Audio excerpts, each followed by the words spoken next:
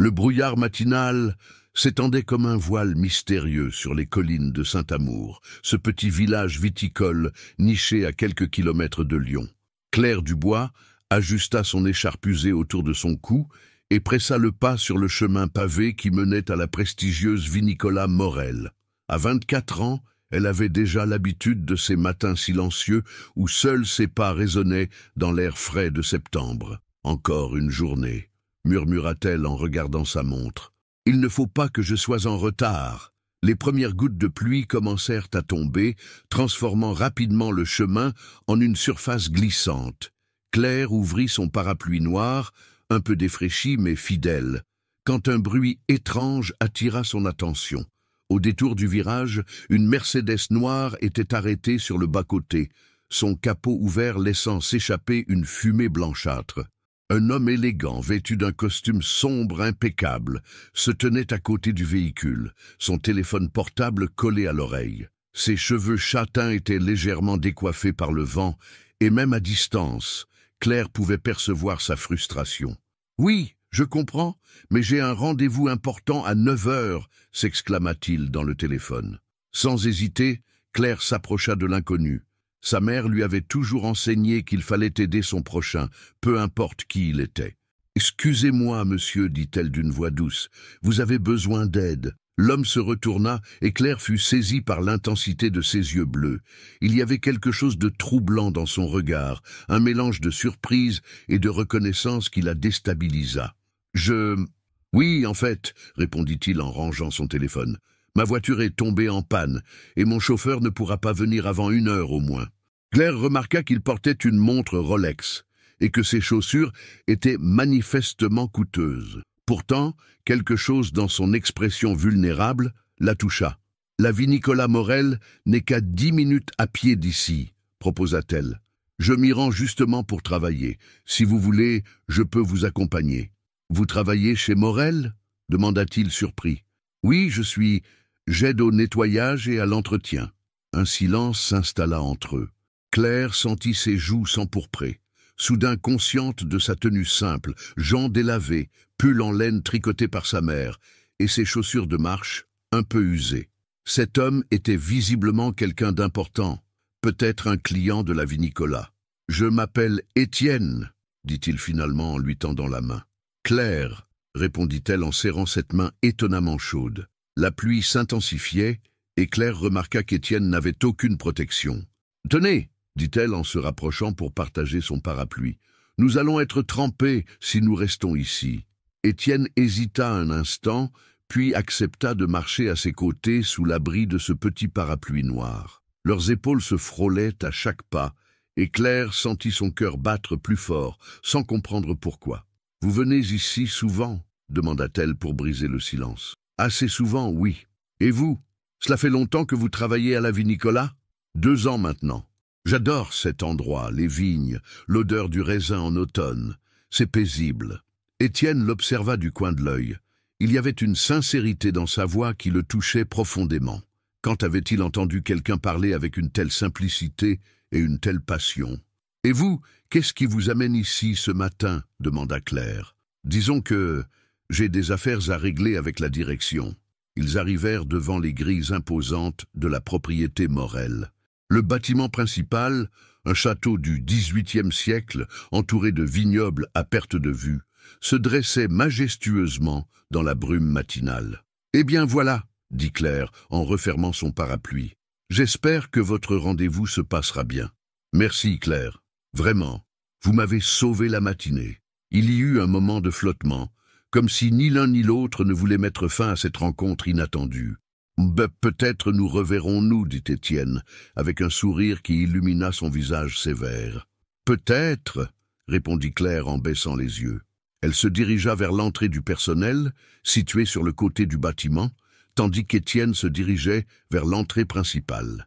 Claire ne put s'empêcher de se retourner une fois pour le regarder. Il avait quelque chose de différent, cet homme, quelque chose qui la troublait et l'attirait à la fois. Une fois dans le vestiaire, Claire enfila sa blouse de travail et attacha ses cheveux châtains en queue de cheval. Ses collègues arrivaient peu à peu, discutant de leur week-end et des derniers potins du village. « Tiens, Claire !» lança Sylvie, une femme d'âge mûr qui travaillait là depuis 15 ans. Tu as l'air rêveuse ce matin. Quelque chose de spécial? Non, rien de particulier, mentit Claire, en vérifiant son planning de la journée. Mais elle ne pouvait pas oublier ses yeux bleus, ni la façon dont Étienne avait dit son prénom. Quelque chose lui disait que cette rencontre fortuite n'était que le début d'une histoire qu'elle n'osait même pas imaginer. En commençant son travail dans les bureaux administratifs du château, Claire ne savait pas encore qu'elle venait de croiser la route de l'homme qui allait bouleverser sa vie entière. Et qu'à quelques mètres de là, dans le bureau directorial, Étienne Morel, car c'était bien lui, le propriétaire de tout ce domaine, ne parvenait pas à se concentrer sur ses dossiers, hanté par le souvenir d'une jeune femme aux yeux verts qui avait partagé son parapluie avec un inconnu sous la pluie. Claire passait sa serpillière dans le grand couloir du château quand elle entendit des éclats de voix provenant du bureau directorial. Elle reconnut immédiatement l'une d'entre elles, celle d'Étienne, l'homme qu'elle avait aidé le matin même. « Monsieur Morel, nous devons absolument réviser notre stratégie marketing pour le nouveau millésime », disait une voix féminine autoritaire. Claire faillit lâcher son seau. Morel, comme dans « Vie Nicolas Morel », son cœur se mit à battre la chamade. L'homme élégant qu'elle avait secouru n'était autre qu'Étienne Morel, le propriétaire de toute la propriété, son patron. « Marie, nous en avons déjà discuté », répondit la voix d'Étienne avec une pointe d'agacement. « Je veux que nous nous concentrions sur l'authenticité plutôt que sur les campagnes tapageuses. » Claire s'éloigna rapidement, mortifiée. Comment avait-elle pu être si naïve? Elle avait tutoyé le patron, lui avait offert son parapluie comme s'il était n'importe qui. Sûrement qu'il avait dû la trouver ridicule avec ses manières simples et directes. L'après-midi, alors qu'elle nettoyait les fenêtres de la salle de dégustation, Claire aperçut Étienne, qui traversait les vignobles avec un groupe d'investisseurs. Même à distance, sa prestance était évidente. Il gesticulait avec passion en expliquant le processus de vinification, ses yeux brillants de la même intensité que lorsqu'il lui avait parlé sous la pluie. « Claire !» appela Sylvie depuis l'autre bout de la salle. « Tu rêves encore? Ces vitres ne vont pas se nettoyer toutes seules. Pardon, Sylvie, » marmonna Claire en reprenant son travail. « Au fait, » continua sa collègue en s'approchant, « tu as vu comme M. Morel est préoccupé ces derniers temps? On dit qu'il y a des tensions avec sa famille à propos de ses choix personnels. »« Ses choix personnels? Oh, tu sais bien, » ricana Sylvie. « Un homme comme lui, 42 ans, toujours célibataire. Sa mère et sa sœur ne cessent de lui présenter des héritières fortunées. Mais lui, il refuse tous leurs arrangements. Il paraît qu'il cherche quelque chose de différent, quelque chose d'authentique. » Claire sentit une étrange chaleur l'envahir. Était-ce de l'espoir? Non, c'était absurde. Un homme comme Étienne Morel ne pourrait jamais s'intéresser à quelqu'un comme elle.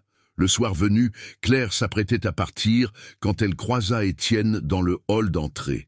Il portait encore son costume du matin, mais sa cravate était desserrée et ses cheveux légèrement ébouriffés. « Claire, » dit-il en s'arrêtant net, « j'espérais vous croiser. »« Monsieur Morel, » bégaya-t-elle, « je suis désolée pour ce matin, je ne savais pas que vous étiez... »« S'il vous plaît, » l'interrompit-il doucement, « appelez-moi Étienne, comme ce matin. Et vous n'avez absolument rien à vous reprocher. Au contraire, vous avez été parfaite. » Claire sentit ses joues s'enflammer. Il y avait quelque chose dans la façon dont il la regardait qui la mettait mal à l'aise et l'attirait en même temps. « Je voulais vous remercier encore une fois, » continua Étienne. « Grâce à vous, j'ai pu arriver à l'heure à mon rendez-vous. C'était très important. » « Ce n'était rien, monsieur. » Étienne. Un silence s'installa entre eux. Claire remarqua que d'autres employés les observaient discrètement, chuchotant entre eux. Elle se sentit soudain très exposée. « Je dois y aller, » dit-elle précipitamment. « Ma mère m'attend pour le dîner. »« Bien sûr, » répondit Étienne visiblement déçu. « Passez une bonne soirée, Claire. » En sortant du château, Claire sentait encore le regard d'Étienne sur elle. Que lui arrivait-il? Pourquoi un homme si important s'intéresserait-il à elle? De retour dans son petit appartement de la rue du Sergent Blandan, Claire trouva sa mère, Marguerite, en train de préparer le repas. À 62 ans, Marguerite Dubois avait gardé la vivacité de sa jeunesse, malgré les épreuves de la vie. « N'as-tu l'air troublée, ma chérie » observa sa mère en servant la soupe. Quelque chose ne va pas au travail? Claire hésita. Comment expliquer cette journée étrange à sa mère? Maman, tu crois qu'il est possible qu'un homme riche et important puisse s'intéresser à une femme simple comme moi? Marguerite posa sa cuillère et regarda sa fille attentivement. Claire, ma chérie, tu n'es pas simple, tu es authentique, généreuse, intelligente. N'importe quel homme sensé verrait tes qualités. Mais pourquoi cette question? J'ai rencontré quelqu'un aujourd'hui, quelqu'un de très différent de nous. Et je ne sais pas si j'ai le droit de rêver à quelque chose d'impossible. Marguerite prit les mains de sa fille dans les siennes. Ma petite Claire, ton père, que Dieu ait son âme, m'a toujours dit que l'amour ne connaît pas de frontières sociales. Il était simple bibliothécaire, moi fille de fermier, mais nous nous sommes aimés passionnément. L'important, c'est que les sentiments soient sincères et réciproques. Cette nuit-là, Claire eut du mal à trouver le sommeil. Elle repensait aux yeux bleus d'Étienne, à sa voix chaude quand il avait dit son prénom, à cette électricité qu'elle avait ressentie quand leurs mains s'étaient touchées. De son côté, dans son élégant appartement de la rue de la République, Étienne ne parvenait pas non plus à dormir. Debout devant les grandes fenêtres qui donnaient sur Lyon illuminé, il repensait à cette matinée sous la pluie. Il y avait eu tant de naturel, tant de simplicité dans les gestes de Claire. Quand avait-il ressenti pour la dernière fois cette paix intérieure en présence de quelqu'un? Le lendemain matin promettait d'apporter de nouveaux bouleversements dans leurs vies respectives, car ni Claire ni Étienne ne savaient encore que leur rencontre fortuite allait déclencher une série d'événements qui changeraient à jamais leur destinée. 3 jours s'étaient écoulés depuis leur rencontre, et Étienne trouvait 1000 prétextes pour parcourir les couloirs du château. Il inspectait des détails qui n'avaient jamais retenu son attention auparavant, vérifiait l'état des tapisseries centenaires, s'arrêtait longuement devant les fenêtres pour observer les vignobles. En réalité, il espérait secrètement croiser Claire.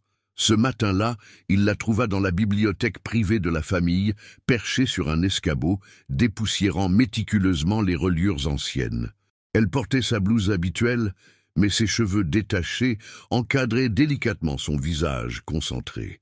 Étienne remarqua la précaution avec laquelle elle manipulait chaque ouvrage. « Vous aimez les livres ?» demanda-t-il doucement pour ne pas la faire sursauter. Claire se retourna si brusquement qu'elle faillit perdre l'équilibre. Étienne s'élança instinctivement pour stabiliser l'escabeau. « Monsieur, Étienne, je ne vous avais pas entendu entrer. »« Oh, pardonnez-moi, je ne voulais pas vous effrayer.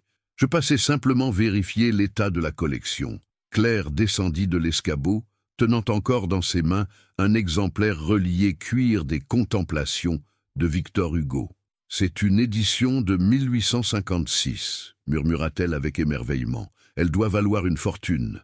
Étienne fut surpris par sa connaissance. « Vous connaissez Hugo ? Mon père était gardien à la bibliothèque municipale de Lyon. Il m'emmenait souvent avec lui le soir. J'ai grandi entouré de livres, dit-elle avec une nostalgie touchante. Demain, dès l'aube, à l'heure où blanchit la campagne, je partirai. Vois-tu, je sais que tu m'attends, continua Étienne, captivé par cette facette inattendue de Claire. Leurs regards se croisèrent, et quelque chose d'électrique passa entre eux. Claire détourna rapidement les yeux, posant délicatement le livre sur la table. « Je ferais mieux de continuer mon travail, » dit-elle d'une voix troublée. Claire attendait. Elle se figea, le dos tourné. « Accepteriez-vous de prendre un café avec moi, juste pour parler de littérature ?» Claire se retourna lentement, ses yeux verts reflétant un mélange de surprise et d'inquiétude. « Je ne pense pas que ce soit approprié, Étienne. Nous ne sommes pas du même monde. Et si nous étions simplement 2 personnes qui aiment Victor Hugo ?» Le sourire timide qui éclaira le visage de Claire réchauffa le cœur d'Étienne d'une façon qu'il n'avait jamais expérimentée. « D'accord, murmura-t-elle, mais pas ici. Les gens pourraient mal interpréter. Connaissez-vous le petit café de Madame Rousseau sur la place du village?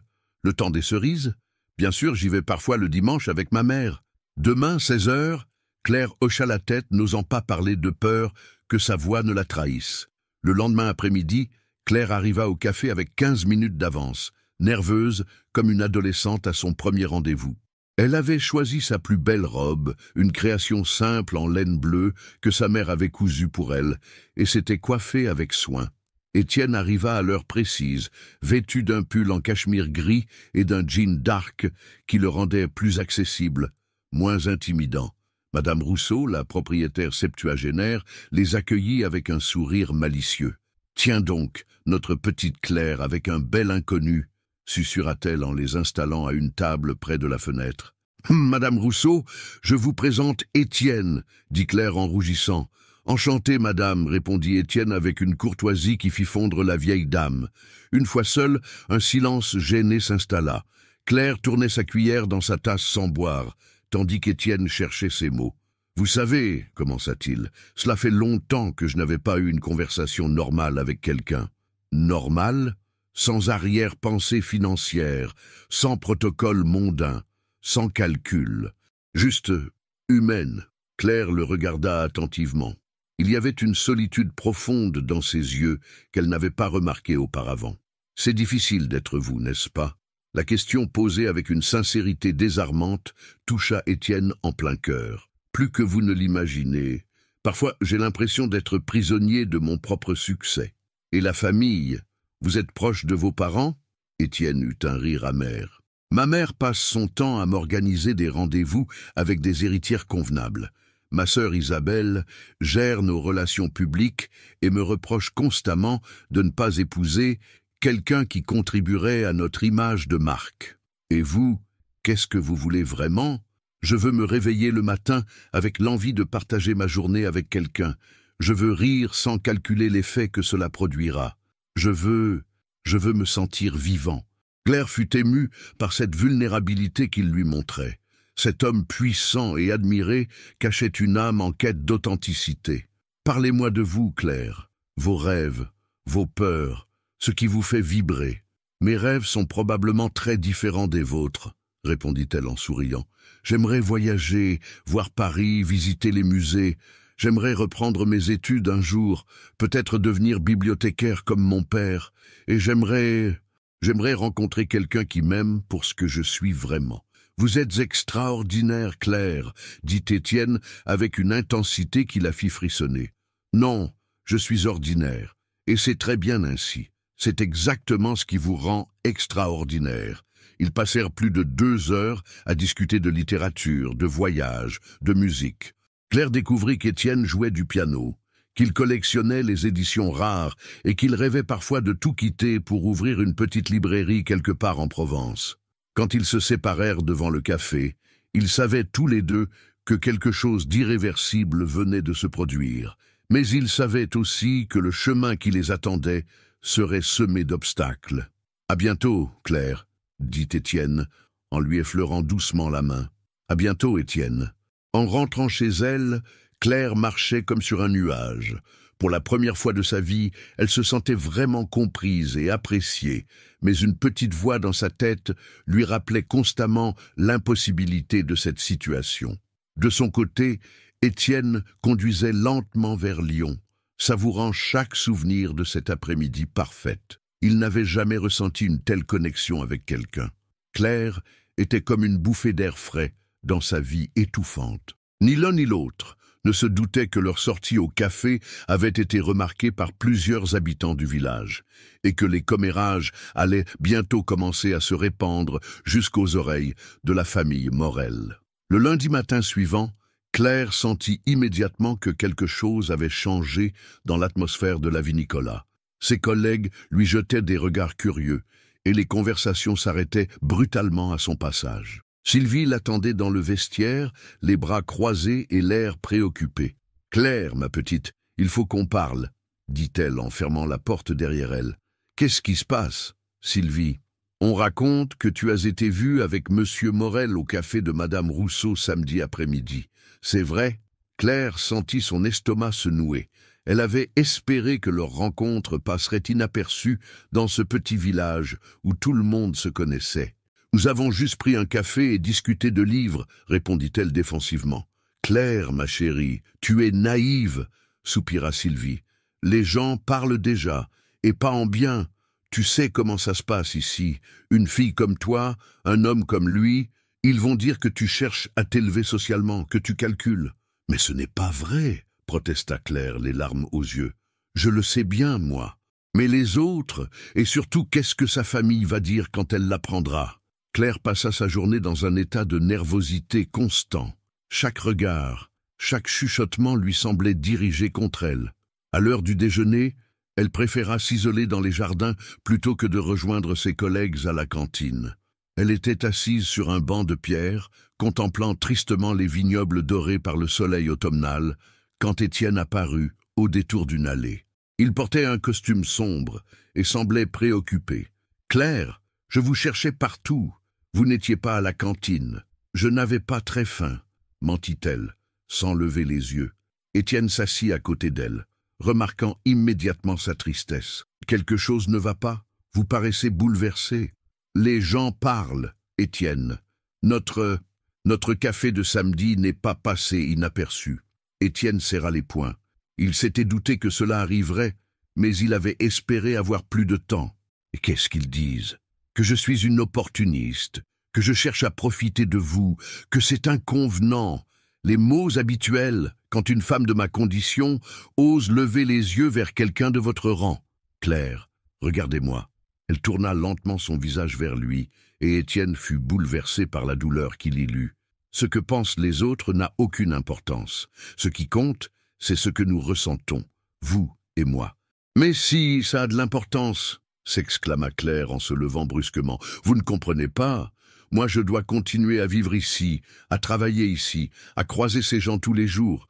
Je ne peux pas me permettre d'être mise au banc de la société. » Étienne se leva à son tour et prit doucement ses mains dans les siennes. « Alors, partons d'ici, ensemble. »« Quoi ?»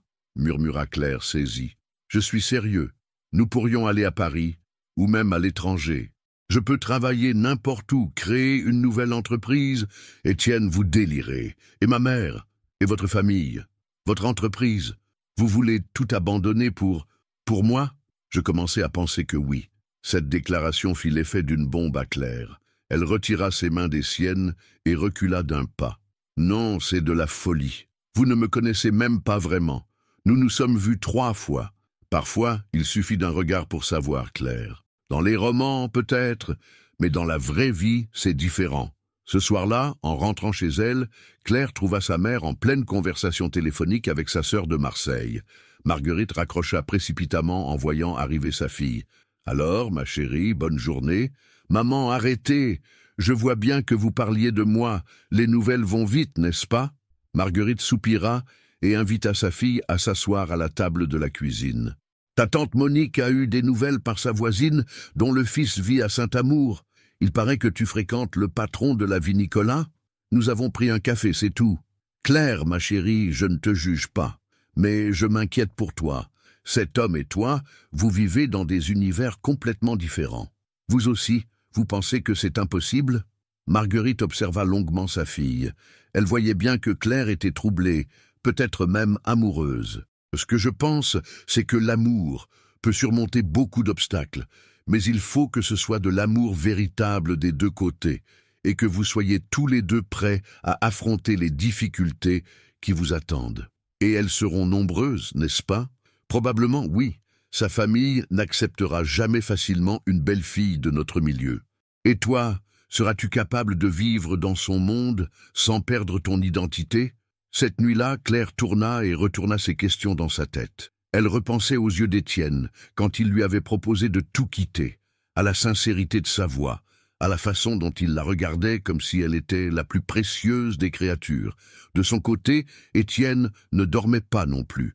Il venait de recevoir un appel de sa sœur Isabelle, qui avait eu vent des rumeurs. « Étienne, j'espère que ces histoires ne sont que des commérages de village, » avait-elle dit d'un ton sec. « Et si ce n'était pas le cas, alors tu serais en train de commettre la plus grosse erreur de ta vie. Notre réputation, notre standing, tout ce que nous avons construit, tu y as pensé? J'y pense constamment, Isabelle. Mais je pense aussi au fait que je n'ai jamais été aussi heureux qu'en compagnie de Claire. Le bonheur, c'est éphémère, Étienne. La famille et l'entreprise, c'est pour la vie. » Après avoir raccroché, Étienne était resté longtemps debout devant sa fenêtre, contemplant les lumières de Lyon.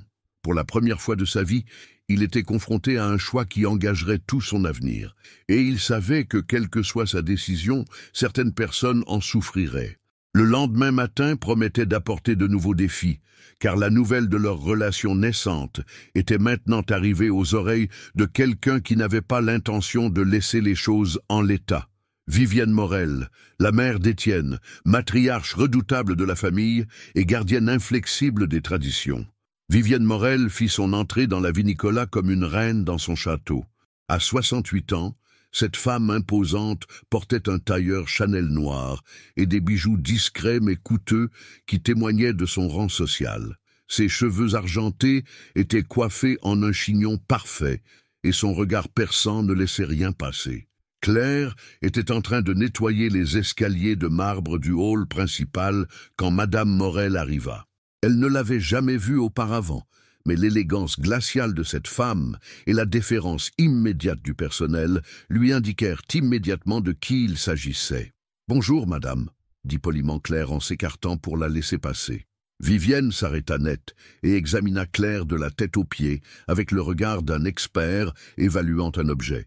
Cette inspection silencieuse dura quelques secondes qui parurent une éternité à Claire. « Vous êtes Claire Dubois, n'est-ce pas ?» demanda Vivienne d'une voix cristalline. « Oui, madame », répondit Claire, surprise d'être reconnue. « Parfait.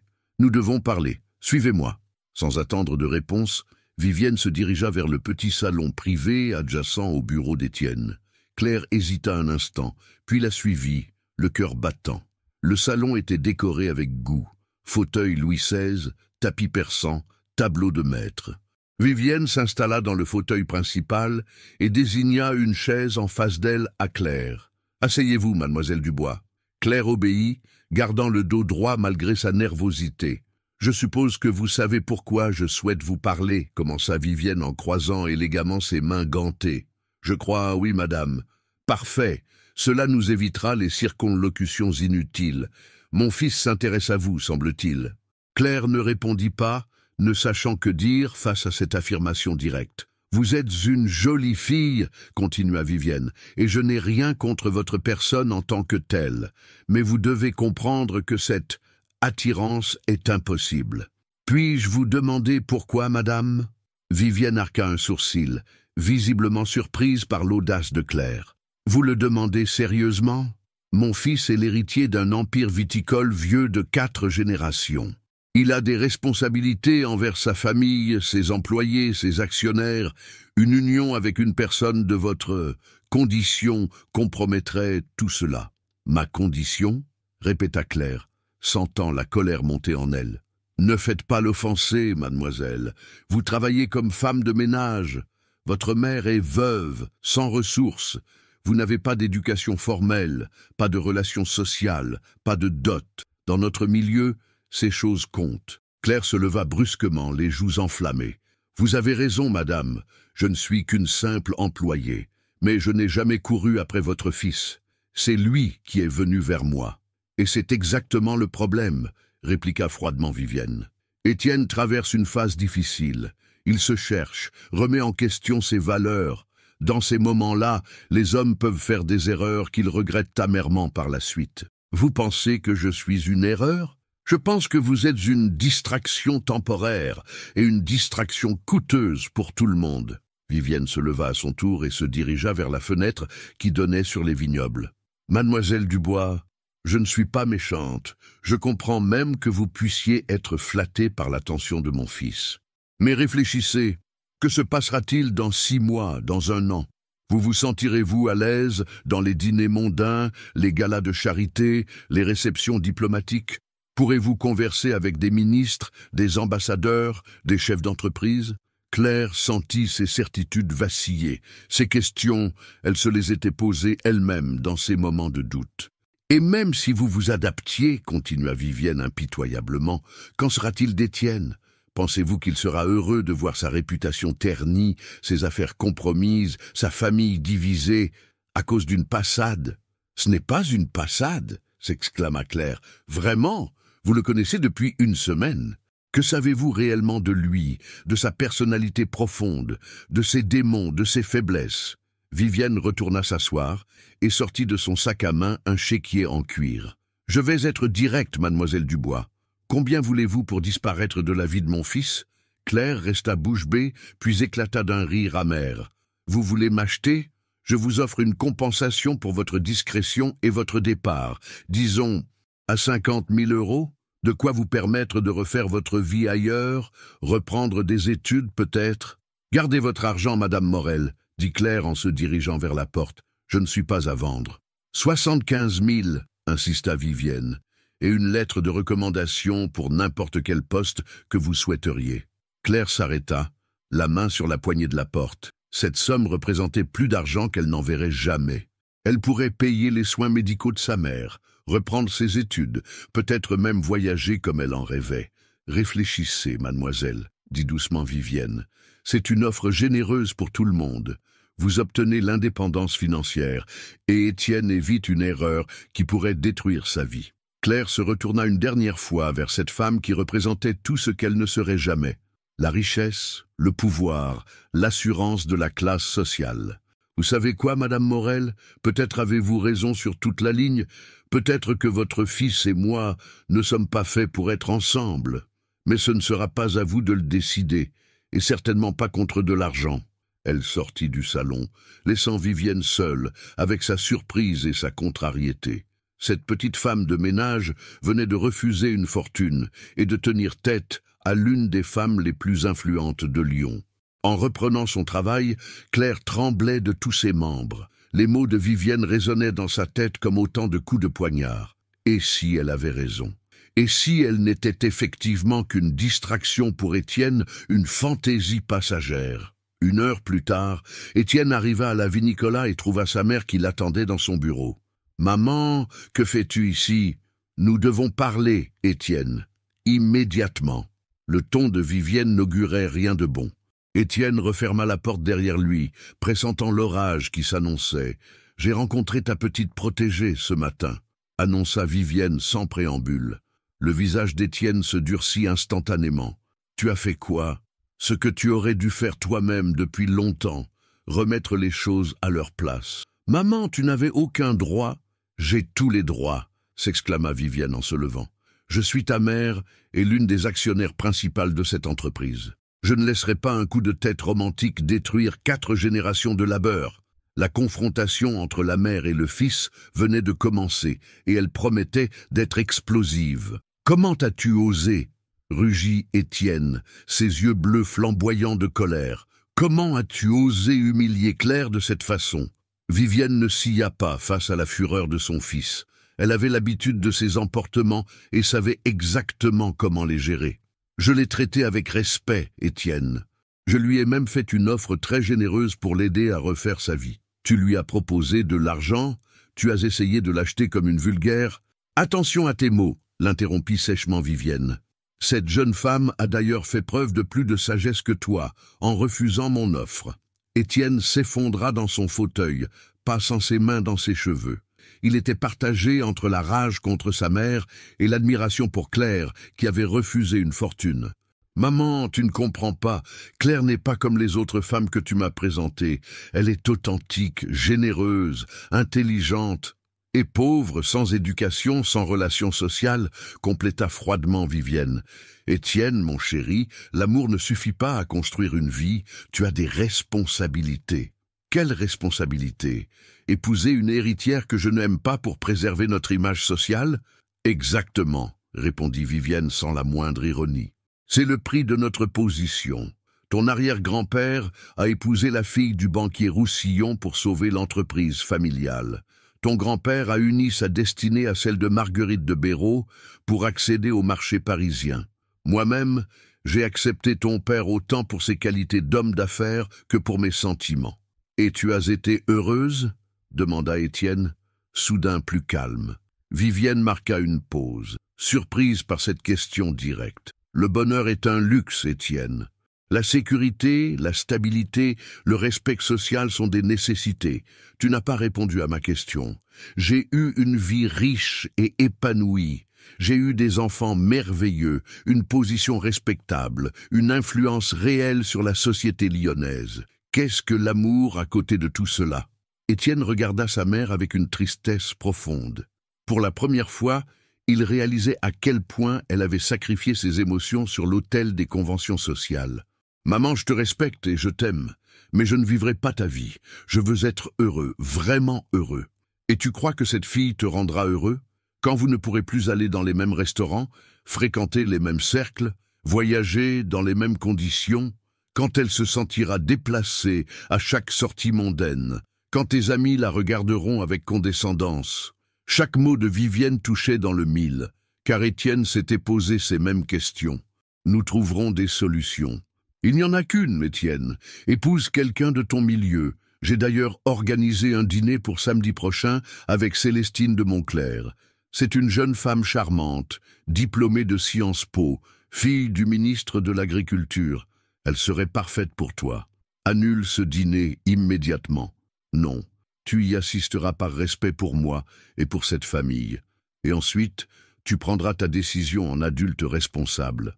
Vivienne se leva, lissa sa jupe et se dirigea vers la porte. Réfléchis bien, Étienne. L'amour-passion brûle fort, mais il s'éteint vite. La compatibilité sociale et intellectuelle, elle, dure toute une vie. Une fois seul, Étienne se leva et se dirigea vers la fenêtre. Il aperçut Claire dans les jardins, assise sur le même banc où ils s'étaient parlé la veille. Elle semblait abattue, perdue dans ses pensées. Il descendit la rejoindre, mais elle se leva dès qu'elle le vit approcher. « Claire, attendez. Ma mère m'a raconté votre conversation. Votre mère a été très claire, Étienne, et elle n'a pas tort sur tous les points. Vous n'allez pas la laisser vous influencer ?» Claire le regarda avec des yeux remplis de tristesse. « Ce n'est pas qu'elle m'influence, c'est qu'elle me force à regarder la réalité en face. Nous ne sommes pas du même monde, Étienne. Et prétendre le contraire, c'est se mentir à nous-mêmes. Mais nous nous comprenons, nous partageons les mêmes goûts, les mêmes valeurs. Dans l'intimité, oui, mais que se passera-t-il quand il faudra affronter le monde extérieur? Vos amis, votre famille, vos obligations sociales. » Étienne s'approcha d'elle et prit doucement ses mains. « Nous apprendrons ensemble. Je vous soutiendrai. Et moi, que pourrais-je vous apporter en retour? Que pourrais-je offrir à un homme qui a déjà tout? Vous me rendez humain, Claire. Avec vous, je me sens vivant pour la première fois depuis des années. » Claire sentit ses défenses s'effriter face à la sincérité d'Étienne. Mais les mots de Vivienne résonnaient encore dans sa tête. « Votre mère organise un dîner avec une héritière samedi prochain, » dit-elle doucement. Étienne sursauta. Comment Claire était-elle au courant? « Les domestiques entendent tout, » expliqua-t-elle avec un sourire triste. « Célestine de Montclair, c'est ça? Elle a l'air parfaite pour vous. »« Je ne veux pas de perfection, Claire. Je vous veux, vous. Allez à ce dîner, Étienne. » « Quoi? Allez rencontrer cette femme. Voyez si votre mère n'a pas raison. Peut-être découvrirez-vous que vous pouvez être heureux avec quelqu'un de votre milieu. » « Claire, vous ne pensez pas ce que vous dites? » « Si, je le pense. Et si après l'avoir rencontré, vous ressentez toujours la même chose pour moi, alors nous pourrons envisager de nous battre ensemble contre les préjugés. » Étienne était désemparé. Il avait espéré que Claire se battrait pour leur relation, qu'elle l'encouragerait à défier les conventions. Au lieu de cela, elle lui conseillait d'aller voir ailleurs. « Et si je tombe amoureux d'elle ?» demanda-t-il blessé. « Alors vous aurez fait le bon choix, » répondit Claire, les larmes aux yeux. « Un choix que je respecterai. » Elle s'éloigna rapidement, laissant Étienne seul avec ses doutes et sa confusion. Pour la première fois depuis le début de cette histoire, il se demandait si l'amour suffirait vraiment à surmonter tous les obstacles qui se dressaient devant eux. Le soir même, chez elle, Claire pleura toutes les larmes de son corps dans les bras de sa mère. Elle avait l'impression d'avoir envoyé l'homme qu'elle aimait dans les bras d'une autre, mais elle ne voyait pas d'autre solution pour être certaine de ses sentiments. « Tu as bien fait, ma chérie, » lui murmura Marguerite en lui caressant les cheveux. « Si votre amour est vrai, il résistera à cette épreuve. Et sinon, mieux vaut le savoir maintenant qu'après des années de souffrance. » Mais au fond de son cœur, Claire était terrifiée à l'idée qu'Étienne puisse effectivement trouver le bonheur avec cette Célestine de Montclair. Le samedi soir, le restaurant étoilé L'Aubergade de Lyon brillait de tous ses feux. Situé dans le quartier historique du Vieux-Lyon, l'établissement était le rendez-vous favori de l'élite locale. Vivienne Morel avait choisi ce cadre prestigieux pour présenter Célestine de Montclair à son fils. Étienne arriva avec 15 minutes de retard, espérant secrètement que ce contretemps marquerait sa réticence. Il portait un costume sur mesure qui accentuait sa prestance naturelle, mais son cœur n'y était pas. Depuis 3 jours, il n'avait cessé de penser aux derniers mots de Claire. « Si après l'avoir rencontrée, vous ressentez toujours la même chose pour moi ?» Vivienne l'attendait à une table d'angle, accompagnée d'une jeune femme d'une beauté saisissante. Célestine de Montclair possédait tout ce que la haute société appréciait, des cheveux blonds dorés coiffés en un chignon sophistiqué, des traits délicats, une silhouette élancée mise en valeur par une robe de créateur, et surtout cette assurance tranquille que seule une éducation privilégiée peut conférer. « Étienne, mon chéri, » dit Vivienne en se levant pour l'embrasser, « je te présente Célestine de Montclair. Célestine, voici mon fils Étienne. »« Bonsoir, Étienne, » dit Célestine d'une voix mélodieuse en lui tendant une main parfaitement manucurée. « Votre mère m'a beaucoup parlé de vous.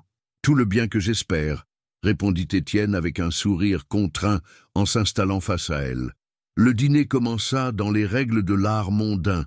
Célestine parlait parfaitement 3 langues, avait voyagé dans le monde entier et possédait une culture générale impressionnante. Elle évoquait avec aisance ses études à Sciences Po, son stage à l'ambassade de France à Londres, ses projets dans le développement durable. « Mon père m'a beaucoup parlé de votre approche innovante de la viticulture biologique, » dit-elle, en dégustant délicatement son Saint-Jacques aux truffes. « C'est passionnant de voir comment les traditions peuvent évoluer sans perdre leur essence. »« Effectivement, » répondit Étienne, surprise par la pertinence de sa remarque. Peu de gens comprennent que l'innovation peut servir la tradition plutôt que la détruire. Vivienne observait l'échange avec satisfaction. Célestine était exactement ce qu'elle avait espéré, intelligente, cultivée, bien élevée et manifestement intéressée par Étienne. Célestine vient de terminer un mémoire sur l'économie viticole européenne, glissa Vivienne. Elle pourrait être d'une aide précieuse pour le développement international de nos affaires. « Maman, s'il te plaît, » murmura Étienne, gêné par la transparence de la manœuvre. « Votre mère a raison, » sourit Célestine. « J'aimerais beaucoup visiter vos vignobles et comprendre votre processus de production.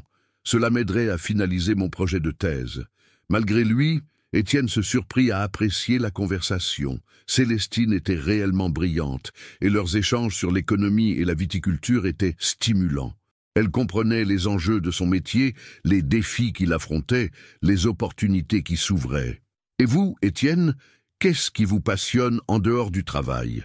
demanda Célestine en penchant légèrement la tête avec un sourire charmeur. « La littérature, principalement. J'ai une collection d'éditions rares qui... » Il s'arrêta net. Parler de littérature lui rappelait immédiatement Claire, découvrant avec émerveillement l'édition originale de Victor Hugo, récitant de mémoire des vers qu'elle avait appris grâce à son père bibliothécaire. « Quelle coïncidence !»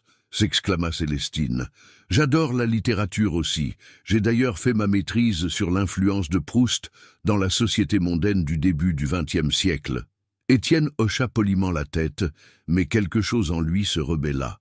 L'approche intellectuelle de Célestine était parfaite, académique, mais elle manquait de cette émotion brute que Claire mettait dans chaque mot qu'elle prononçait sur ses auteurs favoris. Le dîner se poursuivit agréablement.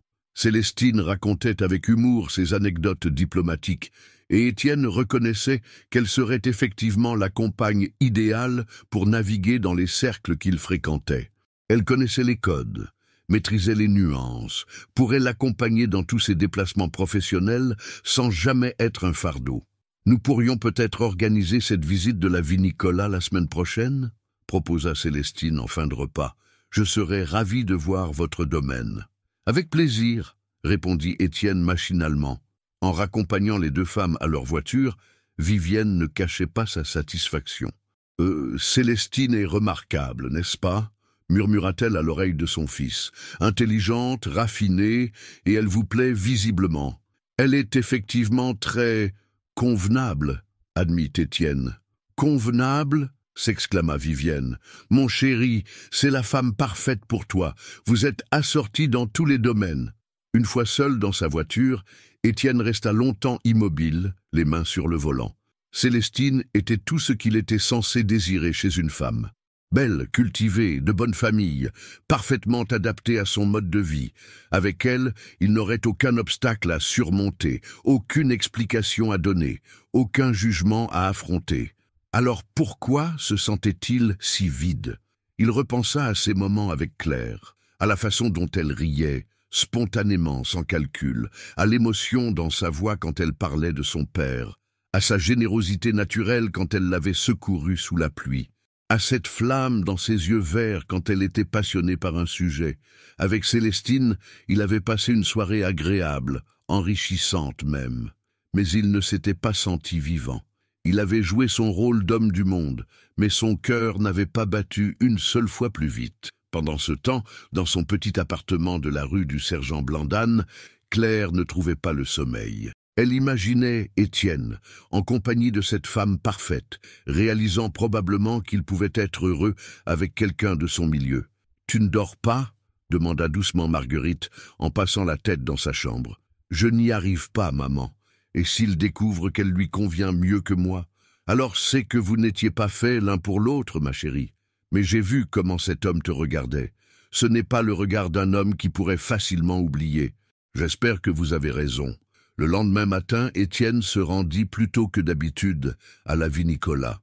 Il espérait croiser Claire, lui parler de cette soirée, lui dire que Célestine n'était qu'un fantôme à côté d'elle. Mais Claire avait pris sa journée. Pour la première fois depuis qu'elle travaillait là, elle n'avait pas eu le courage d'affronter le regard d'Étienne après son rendez-vous avec sa rivale parfaite. Cette absence fut pour Étienne plus éloquente que tous les mots. Claire souffrait autant que lui de cette situation, et cette souffrance partagée lui confirma ce qu'il savait déjà au fond de son cœur. Aucune femme parfaite ne pourrait remplacer celle qui avait touché son âme. Le mardi suivant, Claire était de retour au travail, mais elle évitait soigneusement les zones où elle risquait de croiser Étienne. Elle avait passé le week-end à analyser ses sentiments et était arrivée à une conclusion douloureuse. Si Étienne avait trouvé son bonheur avec Célestine, elle devait s'effacer dignement. Vers midi, alors qu'elle nettoyait les bureaux administratifs, elle tomba nez à nez avec Isabelle Morel, la sœur d'Étienne. Grande, élégante, avec des cheveux au burn et des yeux perçants, Isabelle avait hérité de l'autorité naturelle de sa mère, mais avec une froideur plus calculée. « Vous devez être Claire Dubois », dit Isabelle sans préambule. « Je suis Isabelle Morel, la sœur d'Étienne. »« Bonjour, mademoiselle Morel », répondit poliment Claire. « J'imagine que vous êtes au courant du dîner de samedi dernier ? Célestine de Montclair est une femme remarquable, ne trouvez-vous pas ?» Claire sentit un pincement au cœur, mais garda son calme. « Je ne la connais pas personnellement.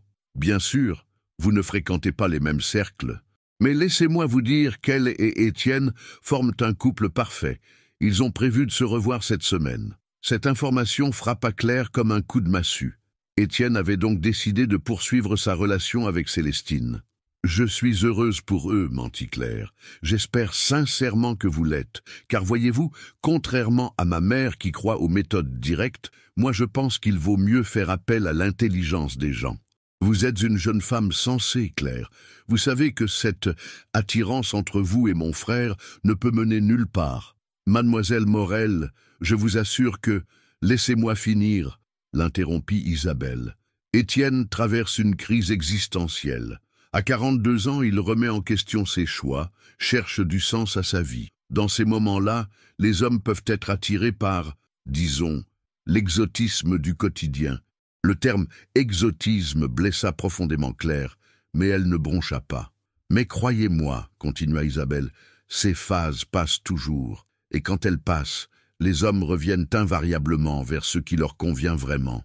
Épargnez-vous une souffrance inutile, Claire, et épargnez-la à mon frère également. » Après le départ d'Isabelle, Claire s'effondra sur une chaise, les mains tremblantes. Les mots de la sœur d'Étienne confirmaient ses pires craintes. Elle n'était qu'une passade, une curiosité temporaire dans la vie d'un homme en quête de nouveautés. L'après-midi même, n'y tenant plus, Claire demanda à voir Étienne. Elle le trouva dans son bureau, penché sur des dossiers, l'air préoccupé. « Étienne, vous avez un moment ?»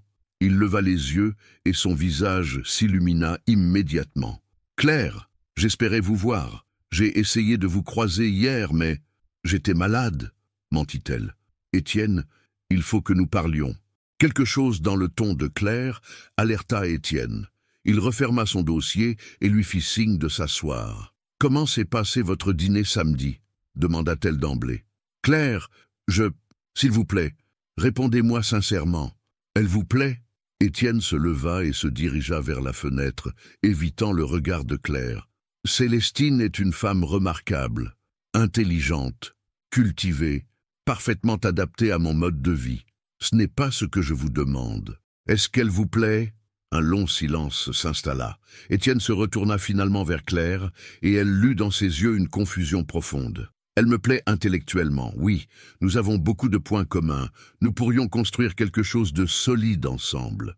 Et émotionnellement, Claire, pourquoi me torturez-vous avec ces questions?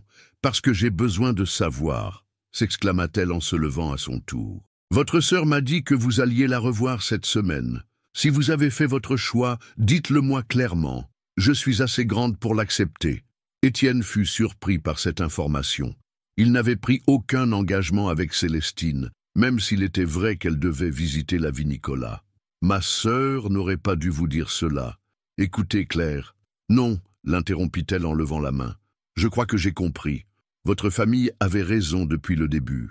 Nous ne sommes pas faits pour être ensemble. » Elle se dirigea vers la porte, mais Étienne la rattrapa et saisit son bras. « Claire, attendez, vous vous trompez complètement. Vraiment? Alors regardez-moi dans les yeux et dites-moi que Célestine ne vous intéresse pas du tout. » Étienne la regarda intensément et Claire vit toute la vérité dans ses yeux. Il ne pouvait pas le dire, parce que ce ne serait pas honnête. « C'est bien ce que je pensais, » murmura-t-elle, les larmes aux yeux. Mais Claire, ce n'est pas si simple. Avec Célestine, tout serait facile. Pas de conflit, pas de jugement, pas de obstacle. Et avec moi, tout serait compliqué. Je comprends, Étienne, vraiment. Elle libéra son bras de sa prise et recula d'un pas. Vous savez quoi?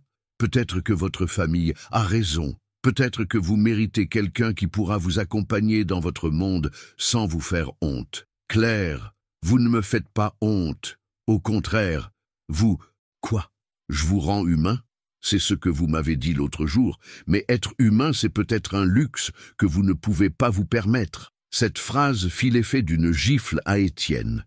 Claire venait de mettre le doigt sur son dilemme le plus profond. Devait-il choisir l'humanité ou la facilité? « Je ne veux pas vous perdre, Claire, » dit-il d'une voix brisée. « Mais vous ne voulez pas non plus renoncer à votre vie d'avant, et je ne peux pas vous en vouloir. Mais moi, je ne peux pas rester dans cette incertitude. C'est trop douloureux. » Elle sortit du bureau, laissant Étienne seul avec ses démons. Pour la première fois, il réalisait que son indécision était en train de détruire la femme qu'il aimait. Car oui, il l'aimait, profondément, passionnément, comme il n'avait jamais aimé personne. Le soir même, Étienne annula le rendez-vous avec Célestine. Il avait besoin de réfléchir, de faire le tri dans ses sentiments, de décider une bonne fois pour toutes ce qu'il voulait vraiment. Mais il ne savait pas que Claire, elle, avait déjà pris sa décision. Elle venait de poser sa lettre de démission sur le bureau de son superviseur. Elle ne pouvait plus supporter de croiser Étienne chaque jour, de voir dans ses yeux cette hésitation qui la déchirait. Le lendemain, quand Étienne apprit la nouvelle, il réalisa qu'il risquait de perdre Claire pour de bon, et cette perspective lui fut insupportable. Étienne tenait la lettre de démission de Claire entre ses mains tremblantes. Quelques lignes polies et formelles qui sonnaient comme un adieu définitif. « Je vous remercie pour ces 2 années passées dans votre entreprise. Pour des raisons personnelles, je ne peux plus continuer à occuper mon poste. Mon dernier jour de travail sera vendredi. »« Monsieur Morel ?» dit timidement Sylvie depuis l'encadrement de la porte. « Vous vouliez me voir ?»« Oui, Sylvie, cette démission de Claire, vous savez pourquoi elle part vraiment ?» Sylvie hésita. Elle aimait bien Claire, mais Étienne restait son patron. « Monsieur Morel, ce ne sont pas mes affaires, mais cette petite souffre. Les gens parlent beaucoup trop dans ce village, et elle en a assez d'être au centre des commérages. » « Quel commérage ? » ?»« Oh, vous savez bien. Certains disent qu'elle se fait des illusions, d'autres qu'elle cherche juste à s'élever socialement. Et maintenant qu'on parle de vos fréquentations avec mademoiselle de Montclair, Claire a dû comprendre que c'était fini pour elle. Étienne sentit la colère monter en lui. Pas contre Sylvie, qui ne faisait que répéter ce qu'elle entendait, mais contre cette société hypocrite qui jugeait l'amour à l'aune du compte en banque. Sylvie, Claire travaille-t-elle aujourd'hui? Non, monsieur. Elle a pris ses derniers jours de congé. Elle ne reviendra que vendredi pour rendre son matériel et faire le ménage une dernière fois. Merci, Sylvie. Une fois seul, Étienne prit une décision. Il ne pouvait pas laisser Claire partir sans lui dire ce qu'il ressentait vraiment, sans lui expliquer que sa rencontre avec Célestine n'avait fait que confirmer ses sentiments pour elle. Il quitta le bureau et se rendit directement chez Claire. Le petit immeuble de la rue du Sergent Blandan lui parut encore plus modeste que dans ses souvenirs, mais il était déterminé. Il monta au 3e étage et frappa à la porte. Ce fut Marguerite qui lui ouvrit, surprise de voir le patron de sa fille sur son palier. « Monsieur Morel, que faites-vous ici ?»« Bonjour, Madame Dubois, je viens voir Claire, c'est très important. » Marguerite hésita. Elle voyait la détresse dans les yeux de cet homme, mais elle savait aussi que sa fille traversait une période difficile. « Je ne sais pas si c'est une bonne idée, monsieur. Claire est... »« Maman, qui est-ce » demanda la voix de Claire depuis l'intérieur. « C'est monsieur Morel, ma chérie. » Un silence s'installa, puis Claire apparut derrière sa mère. Elle était en jean et pull simple, les cheveux détachés, sans maquillage. Étienne la trouva plus belle que jamais. « Étienne, que faites-vous ici? Il faut que nous parlions, Claire, s'il vous plaît. Je crois que nous nous sommes tout dit hier. »« Non, justement. Il y a des choses importantes que je ne vous ai pas dites. » Marguerite regarda sa fille, puis Étienne, et prit sa décision. « Je vais faire quelques courses, » annonça-t-elle en prenant son sac. « Vous pourrez discuter tranquillement. » Une fois seule dans le petit salon, un silence gêné s'installa. Étienne regardait autour de lui, les meubles modestes mais bien entretenus, les photos de famille sur les étagères, les livres partout. Il y avait quelque chose de chaleureux et d'authentique dans ce lieu qui contrastait avec la froideur luxueuse de son appartement. « Alors, dit Claire en croisant les bras, qu'aviez-vous de si important à me dire ? » « D'abord, que j'ai annulé ma visite de la vie Nicolas avec Célestine. » Claire ne put cacher sa surprise. « Pourquoi ? Parce qu'après notre conversation d'hier, j'ai réalisé quelque chose d'essentiel. Vous avez raison, Claire. Avec Célestine, tout serait facile. Mais vous savez quoi ? Je ne veux plus de facilité. Je veux de la vérité, de l'authenticité, de la passion. Étienne, laissez-moi finir, s'il vous plaît. Samedi soir, j'ai passé 3 heures avec une femme parfaite sur le papier. Belle, intelligente, cultivée, de mon milieu. Nous avons parlé littérature, économie, voyage. C'était agréable. Claire sentit son cœur se serrer. « Mais vous savez ce qui m'a frappé ?» continua Étienne. « Pas une seule fois mon cœur n'a battu plus vite. Pas une seule fois je n'ai eu envie de la prendre dans mes bras. Pas une seule fois je ne me suis senti vivant comme je le suis avec vous. Vous dites cela maintenant, mais... Claire, regardez-moi. Vraiment. » Elle leva les yeux vers lui, et ce qu'elle y vit la bouleversa. Il y avait une intensité, une vérité qu'elle n'avait jamais vue auparavant. « Je vous aime, Claire. Pas parce que vous me rendez humain, pas parce que vous représentez quelque chose de différent. Je vous aime pour ce que vous êtes, pour votre générosité, votre intelligence, votre force tranquille, votre façon de voir la beauté partout. » Les larmes montèrent aux yeux de Claire. « Mais votre famille, votre position sociale, vos obligations, je m'en moque, » s'exclama Étienne en se levant. « Ma mère a construit sa vie sur les convenances et regardez le résultat. Elle n'a jamais connu l'amour véritable. Ma sœur calcule tout, même ses sentiments. Je ne veux pas de cette vie-là. Et Célestine. Célestine mérite quelqu'un qui l'aimera vraiment. Ce n'est pas mon cas, et ce ne le sera jamais. » Étienne s'approcha de Claire et prit doucement ses mains dans les siennes. « Claire, ne partez pas, restez, et nous affronterons ensemble tout ce qui nous attend. Les jugements, les difficultés, les obstacles, nous les surmonterons ensemble. Étienne, vous ne réalisez pas ce que vous demandez. Votre famille ne l'acceptera jamais. Vos amis, vos relations d'affaires. Alors ils ne méritent pas d'être mes amis. Claire, écoutez-moi bien. Je préfère être heureux avec vous dans un petit appartement que malheureux avec n'importe qui d'autre dans un château. Vous dites cela maintenant, mais dans quelques mois, dans quelques années, je vous aimerai encore plus qu'aujourd'hui, j'en suis certain. Claire sentait ses défenses s'écrouler une à une. Elle voyait dans les yeux d'Étienne une sincérité absolue, une détermination qu'elle ne lui avait jamais connue. Et si nous échouons, si les obstacles sont trop grands, alors au moins nous aurons essayé. Au moins nous n'aurons pas de regrets. Étienne s'agenouilla devant elle, tenant toujours ses mains. Claire Dubois, voulez-vous me donner une chance de vous prouver que l'amour peut vraiment surmonter tous les préjugés? Claire le regarda longuement. Cet homme qu'elle aimait était en train de lui offrir son cœur, sa vie, son avenir. Il était prêt à tout sacrifier pour elle. « Relevez-vous, Étienne, murmura-t-elle. Les gens de votre rang ne s'agenouillent pas devant les femmes de ménage. Vous avez raison, dit-il en se relevant, parce que vous n'êtes pas une femme de ménage. Vous êtes la femme que j'aime. » Et pour la première fois depuis des semaines, Claire sourit, un vrai sourire, lumineux, qui transforma son visage. « D'accord, dit-elle doucement. Essayons. » Étienne la prit dans ses bras et la serra contre lui, respirant le parfum de ses cheveux. Il savait que le plus difficile restait à venir, mais pour la première fois depuis longtemps, il se sentait prêt à affronter n'importe quel défi, car il avait enfin choisi l'amour plutôt que la facilité. 3 semaines s'étaient écoulées depuis la réconciliation d'Étienne et Claire. Ils avaient décidé de vivre leur amour discrètement, le temps qu'Étienne trouve le bon moment pour annoncer officiellement leur relation à sa famille. Claire avait retiré sa démission et repris son travail, mais leurs échanges au bureau restaient professionnels pour éviter les commérages. Leur vrai moment d'intimité se déroulait loin des regards indiscrets. Promenades dans les collines environnantes, dîner dans de petits restaurants de villages voisins, longues conversations dans l'appartement de Claire. Étienne découvrait une paix qu'il n'avait jamais connue, et Claire s'épanouissait dans cet amour qui la transformait. Ce matin-là, Étienne avait pris sa décision. Il ne pouvait plus supporter cette clandestinité qui pesait sur leur relation. Il était temps d'affronter sa famille et d'officialiser ses sentiments.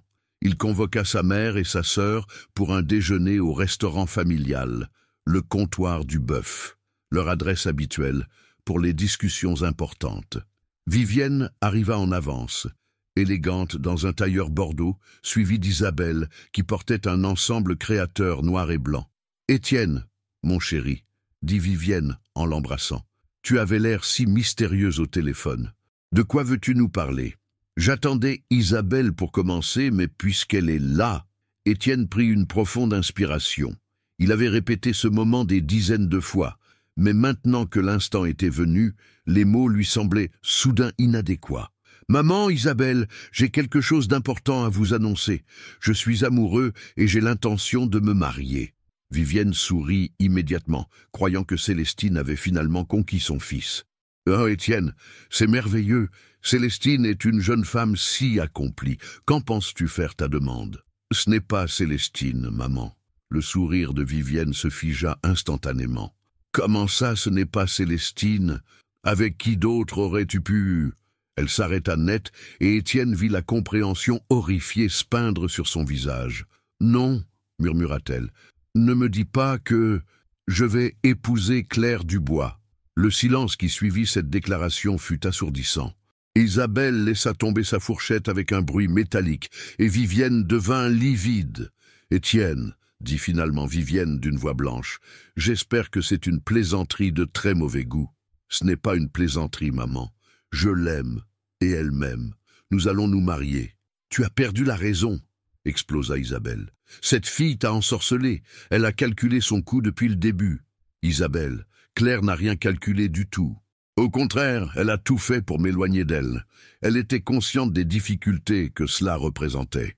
Bien sûr, ricana Isabelle, la stratégie de la femme vertueuse qui résiste pour mieux se faire désirer. C'est vieux comme le monde. Ça suffit, gronda Étienne. Je ne vous permets pas de parler de Claire de cette façon.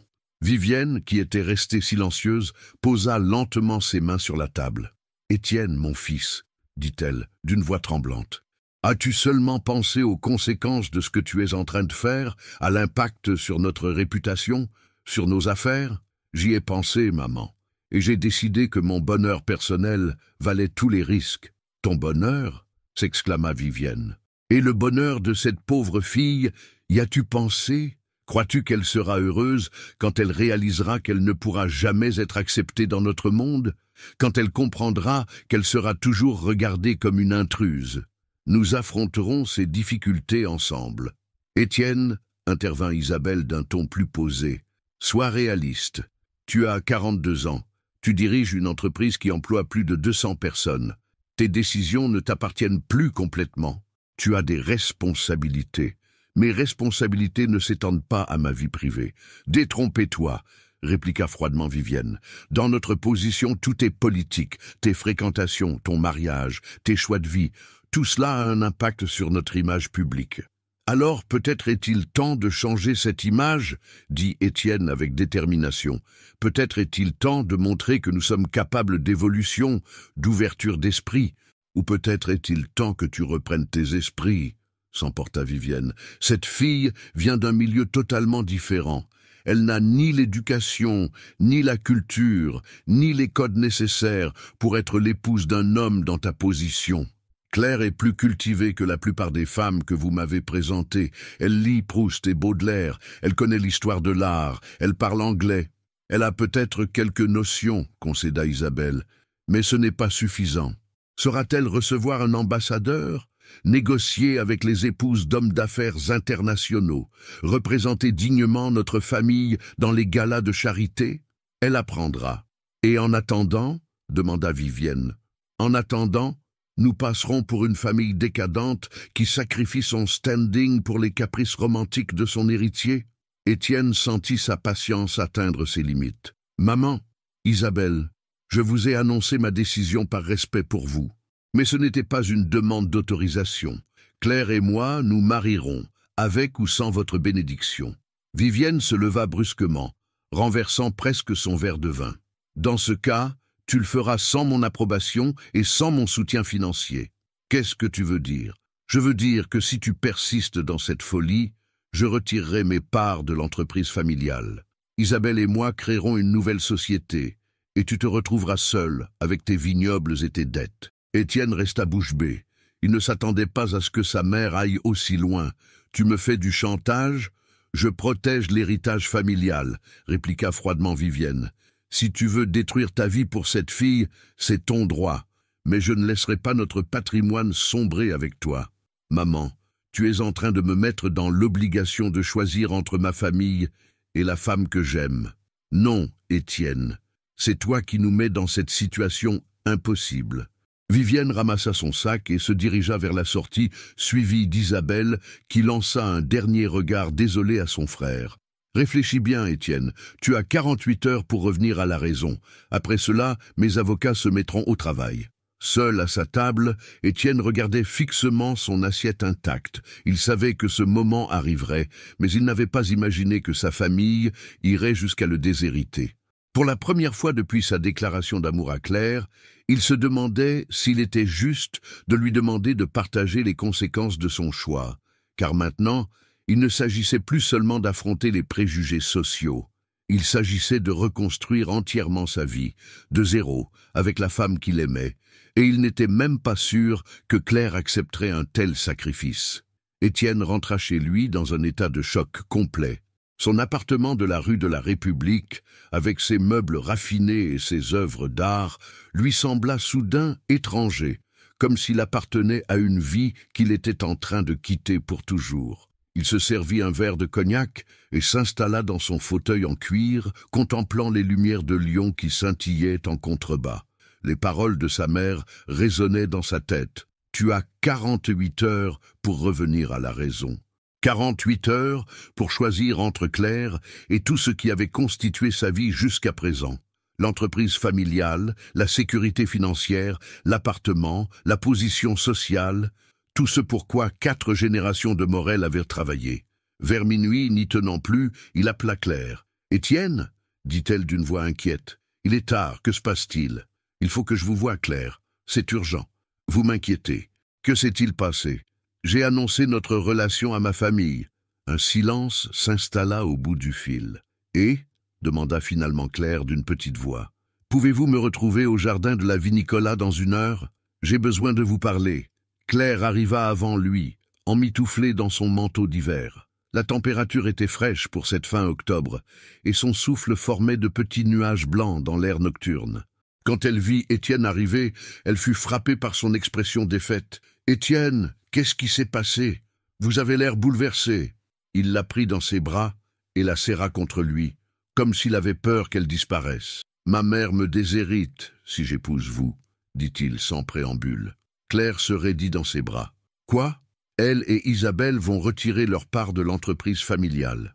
Je me retrouverai avec les vignobles et une montagne de dettes, mais sans les fonds de roulement ni les réseaux commerciaux. » Claire s'écarta de lui, le visage livide. « Étienne, c'est impossible. Vous ne pouvez pas accepter cela. Pourquoi? Vous pensez que l'argent est plus important que l'amour. Non, mais cette entreprise, c'est votre vie, c'est l'œuvre de votre famille. Vous ne pouvez pas la laisser mourir à cause de moi. » Étienne la regarda avec surprise. Il s'était attendu à ce qu'elle soit choquée, peut-être effrayée, mais pas à ce qu'elle le pousse à renoncer à elle. « Claire, cette entreprise ne vaut rien si je suis malheureux, et je serai malheureux sans vous. Mais qu'est-ce que nous ferons? Comment vivrons-nous? Vous n'avez jamais manqué de rien, Étienne. Vous ne savez pas ce que c'est que de compter chaque euro, de s'inquiéter pour le loyer, Nous nous débrouillerons. Je trouverai un autre travail, nous louerons un petit appartement. Vous m'entendez? S'exclama Claire. Vous parlez de vous débrouiller comme si c'était un jeu. Vous avez 42 ans, vous dirigez une entreprise prestigieuse, vous êtes respecté dans votre domaine, et vous seriez prêt à tout sacrifier pour moi.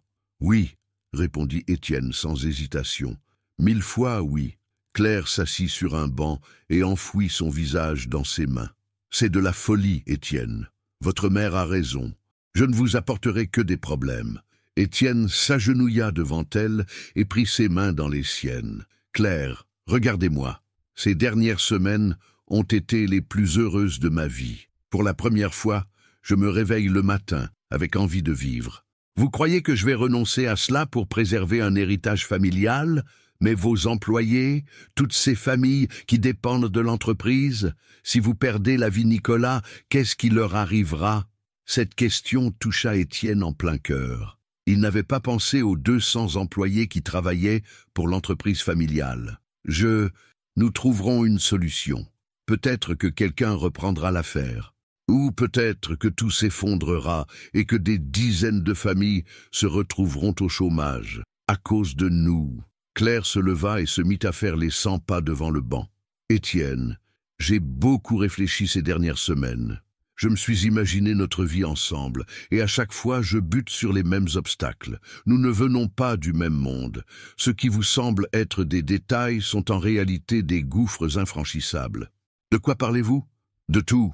De la façon de s'habiller, de parler, de se comporter en société, de la culture, des références, des codes sociaux. Je ne saurais jamais recevoir vos amis, participer à vos obligations mondaines, vous accompagner dans vos déplacements professionnels. Mais je m'en moque, je ne veux plus de cette vie artificielle. Vous dites cela maintenant, mais dans quelques années, quand la passion des premiers temps se sera calmée, quand vous réaliserez tout ce que vous avez perdu à cause de moi. » Étienne sentit une panique l'envahir. Les arguments de Claire étaient exactement ceux qu'avaient utilisés sa mère et sa sœur. « Claire, vous ne pensez pas vraiment ce que vous dites? Vous avez peur, c'est normal, mais... Si, je le pense. Étienne, je vous aime. Je vous aime plus que tout au monde. Et c'est précisément parce que je vous aime que je ne peux pas accepter que vous détruisiez votre vie pour moi. Vous n'allez pas me quitter maintenant. Pas après tout ce que nous avons vécu. » Claire sentit les larmes couler sur ses joues. Chaque mot qu'elle prononçait lui déchirait le cœur, mais elle était convaincue de faire le bon choix. « Je vais partir, Étienne. Loin d'ici. Ma tante de Marseille peut m'héberger le temps que je trouve du travail. Nous ne pouvons plus continuer comme ça. Claire, non, vous ne pouvez pas prendre cette décision pour nous deux. Si, je le peux, et je le fais. Retournez vers votre famille, réconciliez-vous avec eux. Épousez Célestine ou quelqu'un comme elle. Soyez heureux dans votre monde. Je ne serai jamais heureux sans vous. Vous apprendrez. Et moi aussi. » Elle s'approcha de lui et posa une main sur sa joue. « Je partirai demain matin, très tôt. S'il vous plaît, ne tentez pas de me retenir. Ce serait trop douloureux pour nous deux. » Elle l'embrassa une dernière fois, un baiser chargé de tout l'amour et tout le regret du monde, puis s'éloigna rapidement vers la sortie du domaine. Étienne resta seul dans le jardin, anéanti. En l'espace de quelques heures, il avait perdu sa famille et la femme qu'il aimait. Et le plus terrible, c'est qu'il commençait à se demander si tout le monde n'avait pas raison depuis le début. Peut-être l'amour ne suffisait-il pas, après tout, à surmonter certains obstacles. Cette nuit-là, ni Étienne ni Claire ne trouvèrent le sommeil. Chacun de leur côté, ils pleurèrent la mort d'un rêve qui leur avait paru si beau, si possible, et qui s'effritait maintenant sous le poids de la réalité. 3 semaines s'étaient écoulées depuis le départ de Claire pour Marseille. Étienne avait tenté de reprendre le cours normal de sa vie, mais rien n'était plus comme avant. Il se levait chaque matin avec l'espoir irrationnel de la croiser dans les couloirs du château, et chaque soir, il s'endormait avec le goût amer de la résignation. Vivienne avait organisé un nouveau dîner avec Célestine, pensant que l'absence de Claire faciliterait les choses. Mais Étienne était resté distant, poli mais absent, et la pauvre jeune femme avait fini par comprendre qu'elle perdait son temps. Ce matin-là, Étienne se promenait dans les vignobles quand il croisa Henri Beaumont, son maître de chais depuis 20 ans. L'homme, d'ordinaire jovial, avait l'air préoccupé. « Monsieur Morel, puis-je vous parler ?»« Bien sûr, Henri. Quelque chose ne va pas. C'est à propos de l'ambiance au travail, monsieur. Depuis que Claire est partie, tout le monde est, comment dire, triste. Elle était aimée de tous, vous savez. » Étienne sentit son cœur se serrer. « Je vois. Et puis, il y a les rumeurs, » continua Henri en hésitant. « Quelles rumeurs? » « Les gens disent que vous étiez proche d'elle et qu'elle est partie à cause des pressions de votre famille. Monsieur Morel, pardonnez-moi de vous dire ça, mais Claire était quelqu'un de bien, une vraie perle. Je le sais, Henri. Alors pourquoi l'avez-vous laissée partir? Cette question directe, posée avec la franchise des gens simples, toucha Étienne comme une gifle. Pourquoi, en effet? Par respect des conventions, par peur du qu'en dira-t-on, par lâcheté. C'est compliqué, Henri. Avec tout le respect que je vous dois, monsieur, l'amour n'est jamais compliqué. Ce sont les gens qui le compliquent. Cet après-midi-là, Étienne reçut un appel inattendu de Sylvie. « Monsieur Morel, j'espère que vous ne m'en voudrez pas de vous déranger, mais j'ai des nouvelles de Claire. » Le cœur d'Étienne s'emballa. « Comment va-t-elle? »« Mal, monsieur. Très mal. Ma sœur habite Marseille, et elle l'a vue l'autre jour. Claire a maigri. Elle a perdu son sourire. Elle travaille dans un hôtel maintenant, aux cuisines. Elle gagne à peine de quoi vivre. Donnez-moi son adresse, Sylvie. Monsieur Morel, elle m'a fait promettre de ne pas... Sylvie, s'il vous plaît. Je vous en supplie. » Après un long silence, Sylvie céda et lui donna l'adresse de Claire. Le soir même, Étienne était dans sa voiture, direction Marseille. Il avait besoin de la voir, de lui parler, de comprendre pourquoi il s'infligeait cette souffrance mutuelle. Il la trouva vers 22 heures, sortant de l'hôtel où elle travaillait. Elle portait l'uniforme blanc des cuisines et semblait épuisée. Quand elle le vit, elle eut un mouvement de recul. « Étienne, qu'est-ce que vous faites ici? Je suis venu vous chercher, Claire. »« Non, dit-elle en secouant la tête. Nous avons déjà parlé de tout ça. Rien n'a changé. »« Si, tout a changé. J'ai pris une décision. »« Laquelle ? » ?»« J'ai dit à ma famille d'aller au diable. J'ai racheté leur part avec un prêt bancaire. L'entreprise m'appartient entièrement maintenant. » Claire le regarda avec stupeur. « Vous avez fait quoi?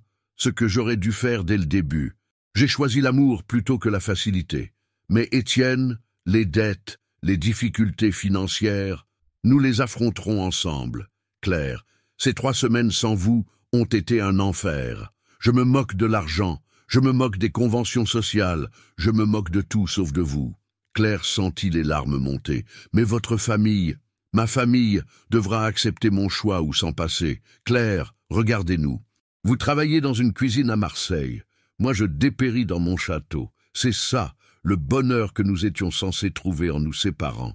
Et si nous échouons, si nous ne parvenons pas à nous adapter l'un à l'autre, alors nous échouerons ensemble. Mais au moins nous aurons essayé. » Étienne s'approcha d'elle et prit ses mains dans les siennes. « Claire, j'ai 42 ans. J'ai passé ma vie à faire ce qu'on attendait de moi, à suivre le chemin tout tracé. Pour la première fois, j'ai envie de choisir ma propre route, avec vous. Et vos obligations sociales, vos relations d'affaires, j'apprendrai à les gérer différemment. Et vous m'aiderez à devenir un homme meilleur. » Claire hésitait encore. Elle voyait dans les yeux d'Étienne une détermination qu'elle ne lui avait jamais connue, mais elle avait peur. « Étienne, je ne saurais jamais être la femme du monde que vous méritez. Je ne veux pas une femme du monde, Claire. Je veux vous, avec vos qualités et vos peurs, avec votre simplicité et votre intelligence. Je veux la femme qui m'a secouru sous la pluie, qui récite Victor Hugo avec passion, qui traite tout le monde avec la même gentillesse. Et si les gens nous rejettent, alors nous nous créerons un nouveau cercle d'amis, des gens qui nous accepteront comme nous sommes. » Claire sentit ses dernières résistances s'effriter. L'homme qui se tenait devant elle avait tout risqué pour elle. Comment pourrait-elle continuer à fuir? « D'accord, murmura-t-elle. Essayons encore une fois. » Étienne la prit dans ses bras et la serra contre lui. Cette fois, plus de secrets, plus de demi-mesures. Nous affronterons le monde ensemble, à visage découvert. Et si nous découvrons que nous ne sommes vraiment pas faits l'un pour l'autre, alors nous le découvrirons ensemble. Mais j'ai confiance, Claire. Nous sommes plus forts que nous ne le croyons. Cette nuit-là, dans le petit hôtel marseillais où Claire avait pris une chambre, ils parlèrent jusqu'à l'aube. Ils évoquèrent leurs peurs, leurs espoirs, leurs visions de l'avenir. Et pour la première fois depuis des semaines, ils se sentirent complets. Le lendemain matin, ils reprirent la route de Lyon ensemble, prêts à affronter tous les défis qui les attendaient, car ils avaient enfin compris que l'amour véritable ne consistait pas à éviter les obstacles, mais à les surmonter ensemble. 6 mois s'étaient écoulés depuis le retour de Claire et Étienne à Lyon. Leur relation, désormais officielle, avait provoqué des remous dans la haute société lyonnaise, mais le couple avait tenu bon. Étienne avait restructuré l'entreprise, remboursait progressivement ses dettes et découvrait une nouvelle façon de diriger, plus humaine et proche de ses employés. Claire, de son côté, avait repris des cours du soir pour parfaire son éducation. Elle apprenait l'étiquette, les langues étrangères, l'histoire de l'art, non pas pour changer sa personnalité, mais pour acquérir les outils nécessaires à sa nouvelle vie. Étienne l'accompagnait dans cette démarche, admirant sa détermination et sa capacité d'adaptation. Ce soir-là, ils devaient affronter leur plus grand défi, le gala annuel de la Chambre de commerce de Lyon, l'événement mondain le plus important de l'année. Toute l'élite économique et sociale de la région serait présente, y compris Vivienne et Isabelle Morel. Claire se préparait dans leur nouvel appartement, plus modeste que l'ancien d'Étienne, mais chaleureux et à leur image. Elle portait une robe de soirée simple mais élégante, achetée dans une boutique du centre-ville plutôt que chez un grand couturier. « Vous êtes magnifique », dit Étienne en ajustant sa cravate. « J'ai peur, Étienne. Et si je fais une erreur, si je vous fais honte? Impossible. Vous êtes la femme la plus authentique que je connaisse. C'est votre plus grande force. Votre mère sera là? Probablement. Mais peu importe. Nous n'y allons pas pour elle, mais pour montrer que nous assumons notre choix. Le grand hôtel-Dieu avait été transformé pour l'occasion en un palais de lumière. Les invités, vêtus de leurs plus beaux atours, évoluaient dans les salons historiques en sirotant du champagne et en échangeant des politesses mondaines. L'entrée d'Étienne et Claire ne passa pas inaperçue. Des murmures s'élevèrent sur leur passage, des regards curieux les suivaient. Claire sentit son estomac se nouer, mais la main d'Étienne dans la sienne lui donnait du courage. « Monsieur Morel !» lança une voix familière. Charles Beaumont, président de la Chambre de commerce, s'approchait d'eux avec son épouse. « Charles, bonsoir, je vous présente Claire Dubois, ma compagne. »« Mademoiselle » dit poliment Beaumont en serrant la main de Claire. « J'ai beaucoup entendu parler de vous. »« En bien, j'espère. » répondit Claire avec un sourire naturel. « Étienne m'a dit que vous vous intéressiez à la littérature française. »« Passionnément, monsieur. C'est grâce à mon père que j'ai découvert cette passion. » La conversation s'engagea naturellement, et Claire se détendit progressivement. Beaumont était manifestement charmé par sa simplicité et sa culture sincère. Mais l'épreuve véritable arriva quand Vivienne et Isabelle Morel firent leur apparition. Vêtues de robes de grands couturiers, elles évoluaient dans la foule avec leur prestance habituelle. Quand leurs regards croisèrent ceux d'Étienne et Claire, un froid glacial s'installa. « Bonsoir, maman. » Bonsoir Isabelle, dit Étienne avec dignité. Étienne, répondit froidement Vivienne sans regarder Claire. Je vous présente Claire, ma fiancée. Le mot fiancée fit l'effet d'une bombe. Vivienne pâlit, et plusieurs personnes autour d'eux tendirent l'oreille. Bonsoir, Madame Morel, dit Claire avec une grâce parfaite. Bonsoir, mademoiselle. Isabelle ne répondit pas, mais Vivienne, surprise par l'élégance naturelle de Claire, hocha imperceptiblement la tête. Maman, continua Étienne, Claire et moi allons nous marier le mois prochain. J'aimerais que vous soyez présente. C'est hors de question, répliqua sèchement Vivienne. Dans ce cas, vous manquerez le plus beau jour de ma vie, dit tristement Étienne. Un silence pesant s'installa. Autour d'eux, les conversations s'étaient arrêtées. Tout le gratin lyonnais assistait à cette confrontation familiale. Ce fut Claire qui brisa le silence. « Madame Morel, dit-elle d'une voix douce mais ferme, je comprends vos réticences. Je ne viens pas du même milieu que vous, c'est un fait. Mais je veux que vous sachiez que j'aime votre fils plus que tout au monde, et que je ferai tout pour le rendre heureux. L'amour ne suffit pas toujours, mademoiselle, répondit froidement Vivienne. Vous avez raison. C'est pourquoi je travaille dur pour apprendre, pour m'adapter, pour devenir la compagne qu'Étienne mérite. Mais je ne changerai jamais qui je suis au fond, et c'est cette femme-là qu'Étienne a choisie. Vivienne regarda attentivement Claire. Il y avait dans cette jeune femme une dignité, une sincérité qui la troublait malgré elle. Et si vous échouez, si cette union se révèle être une erreur, alors nous en assumerons les conséquences. Mais nous préférons échouer en étant nous-mêmes que réussir en vivant un mensonge. Cette réponse surprit Vivienne. Elle s'attendait à des excuses, des justifications, pas à cette assurance tranquille. Soudain, un incident vint troubler cette confrontation. Célestine de Montclair, accompagnée de ses parents, s'approcha du groupe. Magnifique dans sa robe de créateur, elle incarnait tout ce que Claire n'était pas, la perfection mondaine. « Bonsoir, Étienne », dit-elle avec un sourire parfait. « Je voulais vous féliciter pour vos fiançailles. J'ai appris la nouvelle. Merci, Célestine. C'est très généreux de votre part. Mademoiselle Dubois, n'est-ce pas ?»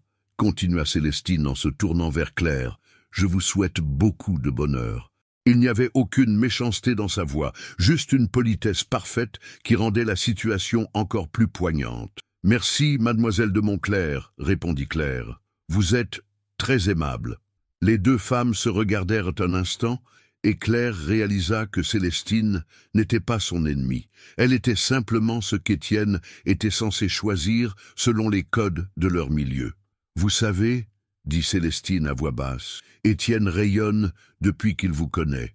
C'est la plus belle des preuves d'amour. » Cette générosité inattendue toucha Claire aux larmes. La soirée se poursuivit, et progressivement, Claire gagna le respect de nombreux invités. Sa naturalité, son intelligence, sa capacité à parler aussi bien de littérature que de viticulture impressionnaient. Elle n'essayait pas d'être quelqu'un d'autre, et cette authenticité était rafraîchissante dans ce monde souvent artificiel. Vers la fin de la soirée, alors qu'Étienne et Claire prenaient congé, Vivienne s'approcha d'eux. « Claire, » dit-elle d'une voix hésitante, « peut-être pourrions-nous déjeuner ensemble la semaine prochaine, pour apprendre à nous connaître ?» Claire sourit, émue par ce premier pas. « Avec plaisir, Madame Morel, avec grand plaisir. » En rentrant chez eux, Étienne et Claire savaient qu'ils venaient de franchir une étape cruciale. Le chemin serait encore long, mais ils avaient prouvé qu'ils pouvaient affronter ensemble les préjugés et les conventions sociales. Leur amour avait résisté à la plus difficile des épreuves, l'exposition publique. Un an plus tard, le soleil de juin caressait doucement les vignobles de Saint-Amour. Dans le jardin de la Vinicola Morel, transformé pour l'occasion en un écrin de verdure et de fleurs blanches, se déroulait la cérémonie de mariage la plus attendue et la plus commentée de la région lyonnaise. Claire, radieuse dans une robe simple mais élégante de créateur français, remontait l'allée de pétales de rose au bras de M. Beaumont, qui avait accepté de la conduire à l'hôtel en l'absence de son père. Ses cheveux châtains étaient ornés d'une couronne de lavande, et son sourire illuminait tout son visage. Étienne l'attendait sous l'arche de rose blanche, vêtu d'un costume sur mesure. Ses yeux bleus brillaient d'émotion, en voyant avancer vers lui la femme qui avait bouleversé sa vie. À ses côtés, Henri Beaumont lui servait de témoin, symbole de cette nouvelle approche plus humaine qu'Étienne avait adoptée dans sa vie professionnelle. Dans l'Assemblée, un mélange surprenant de convives témoignait de l'évolution de ce couple hors du commun. Les employés de la Vinicola côtoyaient la haute société lyonnaise. Les amis du village se mêlaient aux personnalités économiques de la région. Marguerite Dubois, émue aux larmes, était assise au premier rang à côté de Vivienne Morel. Car oui, miracle des miracles, Vivienne était présente. Les déjeuners réguliers avec Claire avaient petit à petit fait tomber ses préventions. Elle avait découvert une jeune femme intelligente, déterminée et profondément attachée au bonheur de son fils. Si elle n'avait pas encore totalement accepté cette union, elle avait au moins cessé de la combattre. « Nos Claire Dubois, dit le maire de Saint-Amour qui officiait, acceptez-vous de prendre pour époux Étienne Morel, pour le meilleur et pour le pire, dans la richesse comme dans la pauvreté, dans la santé comme dans la maladie ?»« Oui, je le veux, » répondit Claire d'une voix claire et assurée. « Étienne Morel, acceptez-vous de prendre pour épouse Claire Dubois, pour le meilleur et pour le pire, dans la richesse comme dans la pauvreté, dans la santé comme dans la maladie ?»« Oui, je le veux, » dit Étienne avec une émotion palpable. L'échange des alliances se fit dans un silence religieux. Ces deux anneaux simples, en or blanc, symbolisaient la simplicité et l'authenticité de leur amour. « Vous pouvez embrasser la mariée, » annonça le maire. Le baiser d'Étienne et Claire fut accueilli par les applaudissements nourris de l'Assemblée. Même Isabelle, pourtant la plus réticente de la famille, applaudissait timidement. La réception qui suivit fut à l'image de ce couple, mélange d'élégance et de simplicité. Les tables étaient dressées dans les jardins, avec pour décor les vignobles à perte de vue. Le menu, préparé par le chef étoilé que Claire avait elle-même choisi, mariait haute gastronomie et tradition locale. Étienne se leva pour porter un toast. « Mes chers amis, famille, chers employés, dit-il en levant son verre. Il y a 2 ans, j'étais un homme qui pensait que sa vie était tracée d'avance. Et puis, un matin pluvieux, une jeune femme m'a tendu son parapluie. Ce simple geste d'humanité a changé ma vision du monde. » Il se tourna vers Claire qui rougissait légèrement. « Claire m'a appris que l'amour véritable ne consiste pas à trouver quelqu'un qui nous ressemble, mais quelqu'un qui nous complète. Elle m'a montré qu'il valait mieux être authentique qu'acceptable, qu'il valait mieux être humain que parfait. » Sa voix se brisa légèrement d'émotion. « Aujourd'hui, nous célébrons non seulement notre union, mais aussi la victoire de l'amour sur les préjugés. Merci à tous ceux qui ont cru en nous, qui nous ont soutenus, qui ont compris que le cœur ne connaît pas de frontières sociales. » Les applaudissements éclatèrent de nouveau. Vivienne elle-même semblait émue. Claire se leva à son tour. « Il y a quelque chose que je voudrais dire, » annonça-t-elle d'une voix douce, mais portée par l'émotion. « Quand j'ai rencontré Étienne, j'ai d'abord pensé que nous étions trop différents. Lui, l'homme du château, moi, la fille des faubourgs.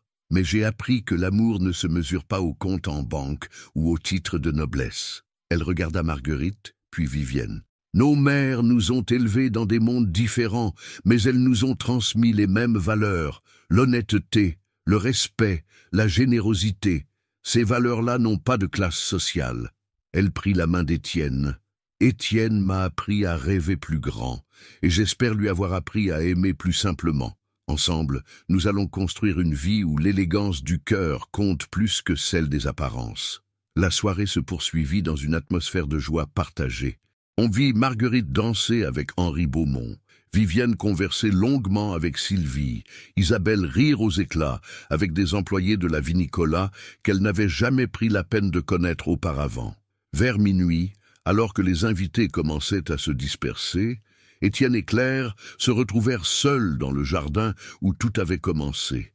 La lune éclairait doucement les vignobles, et l'air était embaumé du parfum des roses. « Alors, Madame Morel, dit Étienne en la prenant dans ses bras, aucun regret ? » « Aucun, Monsieur Morel. Et vous ? » ?»« Si, un seul, avoir attendu si longtemps avant de vous rencontrer. » Ils s'embrassèrent tendrement, sous les étoiles, entourés du parfum de la lavande et du murmure du vent dans les vignes. 6 mois plus tard, Étienne annonçait la création de la Fondation Claire et Étienne Morel, dédiée à l'aide aux familles défavorisées et à la promotion de l'éducation pour tous. Claire en était la directrice, et sa première action avait été de créer une bibliothèque dans le village, en hommage à son père. L'entreprise Morel prospérait sous cette nouvelle direction plus humaine. Étienne avait instauré une participation aux bénéfices pour tous les employés et créé une crèche d'entreprise. La productivité avait augmenté, mais surtout, l'ambiance de travail s'était considérablement améliorée. Vivienne, elle-même transformée par cette expérience, s'était rapprochée de son fils et avait fini par apprécier sincèrement Claire. Elle avait même confié à une amie « Cette petite m'a appris qu'il y a plusieurs façons d'être une grande dame ». Et quand, 1 an après leur mariage, Claire annonça qu'elle attendait leur premier enfant, même Isabelle ne put cacher sa joie à l'idée de devenir tante. L'histoire d'Étienne et Claire était devenue légendaire dans la région. Elle prouvait que l'amour véritable peut effectivement surmonter tous les obstacles, à condition d'avoir le courage de se battre pour ses convictions. Car au final, ils avaient découvert que la plus belle des richesses n'était ni l'argent, ni le statut social, mais la possibilité de construire ensemble une vie authentique, fondée sur l'amour et le respect mutuel. Et si parfois, en se promenant dans les vignobles de Saint-Amour, il repensait à ce matin pluvieux où tout avait commencé, c'était pour remercier le destin de leur avoir donné la chance de prouver que, parfois, les plus belles histoires d'amour naissent sous un simple parapluie partagé.